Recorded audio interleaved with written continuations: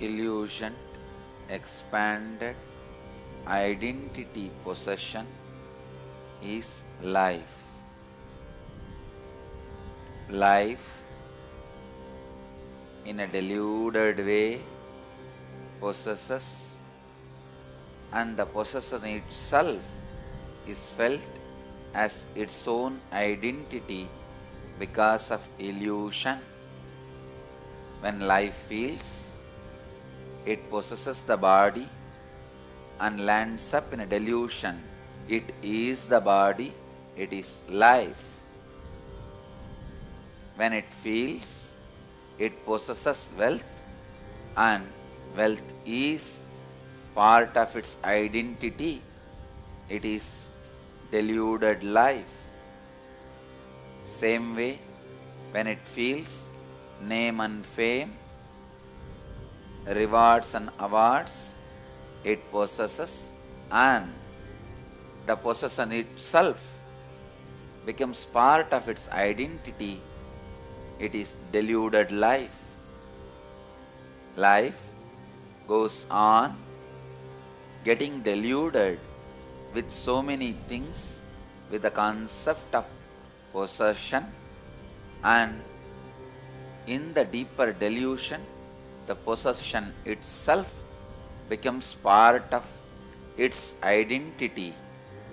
Death comes as a great celebration and liberation,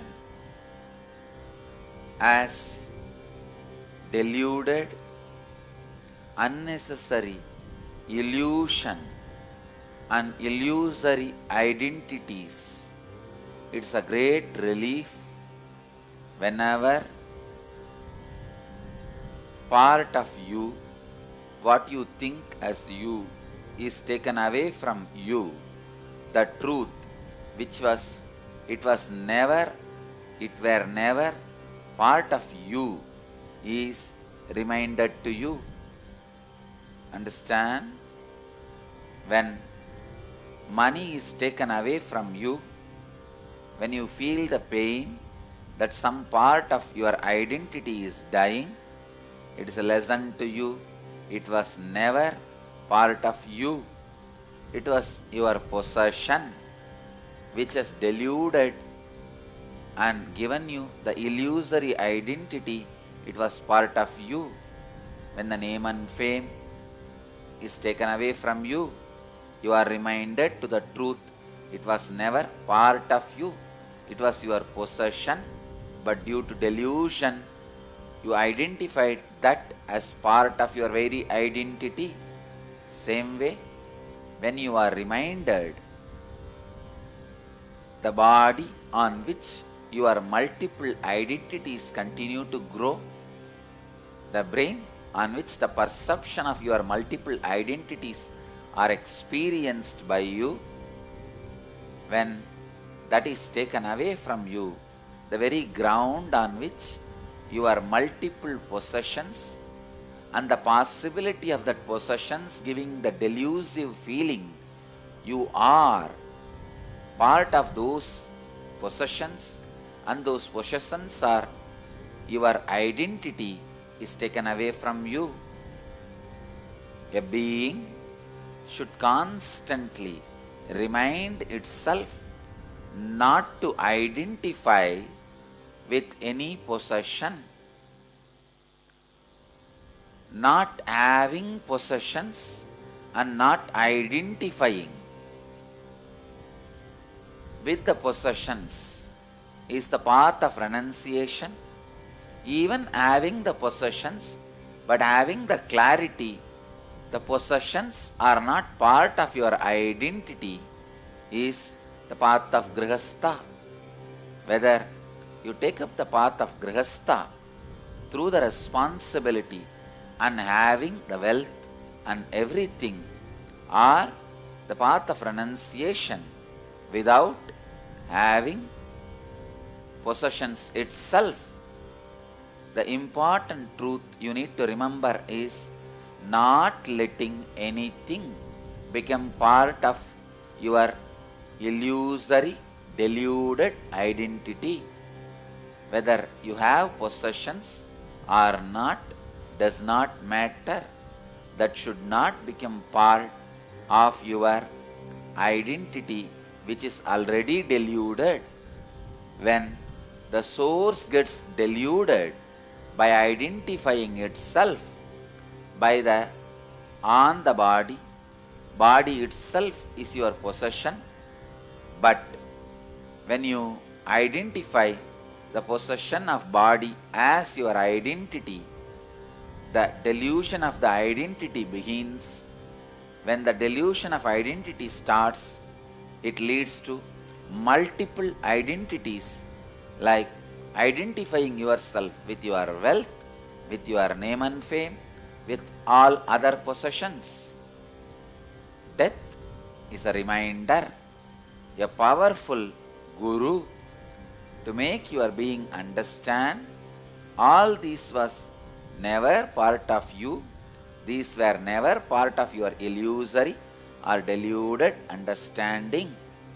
So, relax from the illusion of identifying your possessions as your identity. Possessions are possessions. They are not your identity. Identity should be experienced beyond anything you possess. Possessed does not comprise or compete or fulfill or lead the experience of the true identity. Sometimes your own possessions try to compete your identity. The possessions competing your original identity is disease.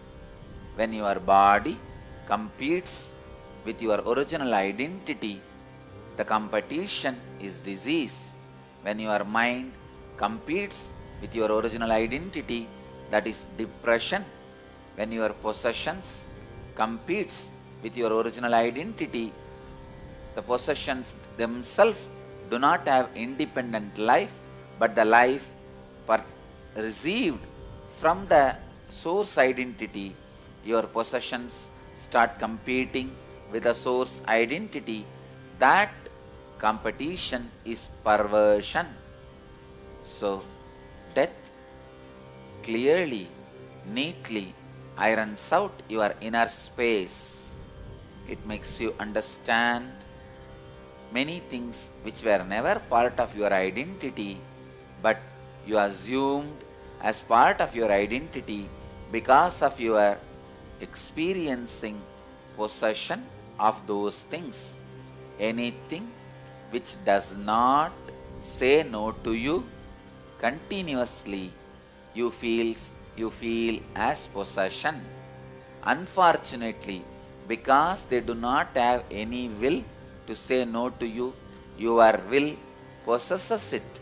When your will possesses something, it gets into the delusion that is part of you. Remembering things which does not say no to you is not part of you, is unclutching. Remember, things may not say no to you. That does not mean that they are part of your very identity. They may be possessed by you. You may have ownership over them, but you cannot have identification over them. Including your body, you are only a owner. You cannot impose your identification on them. Reminding this great truth to you as a natural process is death. Death continues to happen multiple times continuously in your life because you carry multiple identities. You just need awareness to perceive, experience, live through all the multiple deaths happening. When you have the awareness, consciousness, experiencing multiple deaths in your life. You go through conscious deaths continuously. Going through conscious deaths continuously does a great conscious cleansing in you.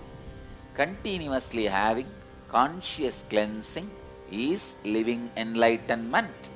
Once you are completely cleansed in your consciousness and remain pure, you are Jivan Mukta, you are radiating enlightenment.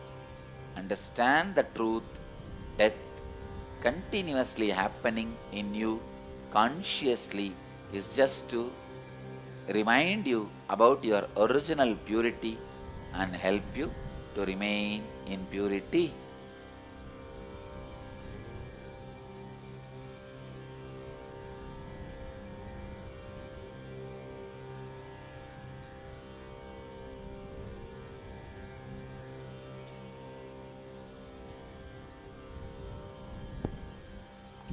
The first question today we have is from Sundar from San Diego Tirualavai Center. Dear Kalabhairava, yesterday you explained about the Nirbhaya meditation. How do we bring out the subconscious and unconscious fear and greed during the Nirbhaya meditation? Thank you. When you again and again go through the Nirbhaya Dhyana, naturally in few days your subconscious and unconscious patterns open up. In cosmic law, there is no separate subconscious or unconscious. Only the deeper layers on which you are not able to lay your hands immediately, you name them as subconscious or unconscious. Again and again, feeling your patterns, you reach the subconscious and unconscious. There is no need for separate process other than the simple, straightforward Nirbhaya Dhyan.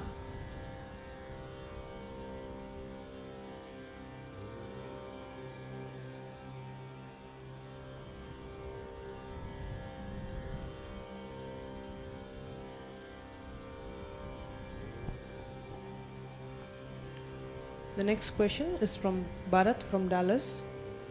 In yesterday's satsang, you spoke about Bhuloka.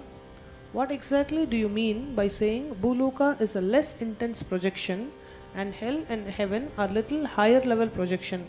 Does it mean that it is more easy to find that Bhuloka is a projection? The possibility for disillusionment and experiencing the other extremes is more easy in Bhuloka. In Bhuloka, you can extremely experience the pain and the opposite extreme of the pain, pleasure, very easily without difficulty. But in hell, you can never experience pleasure. In heaven, you can never experience pain. When the opposite extremes are not experienced, the delusion continues to delude you. The disillusionment of anything happens only when the opposite extremes are experienced. When you experience the pleasure, disillusionment of pain happens. When you experience pain, disillusionment of pleasure happens. Both disillusionments finally giving you the realization both are illusion can happen easily only in human body, in planet Earth, in Bhuloka, because never pain happens in Swarga, in heaven. People do not perceive, do not get disillusioned in heaven. They continue to remain, understand, think the pleasure is eternal. Because the disillusionment does not happen, they do not seek the ultimate reality. Same way in hell, because the disillusionment of the pain does not happen, even by the moment of a pleasure, they continue to remain feeling the hell is eternal. That is the reason people who are in the hell or in the heaven feel it is eternal. Only in the Bhuloka, the truth of ephemeral reality, comparative reality, is experienced. So anybody wants to experience the existential reality which is beyond ephemeral and comparative reality has to land on Bhuloka, and Bhuloka is the thinnest layer possible for penetration and going beyond your patterns, samskaras, engrams.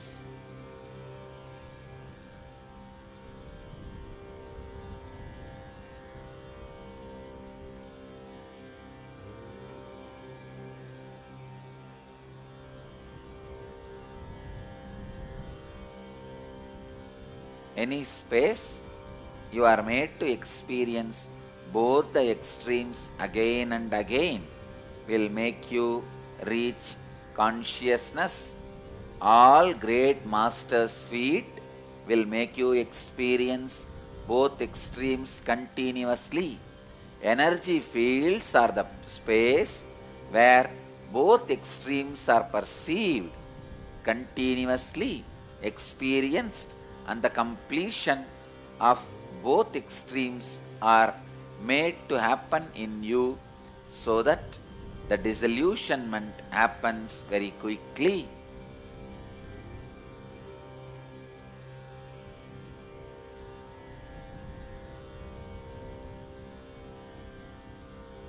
The next question is from Murali.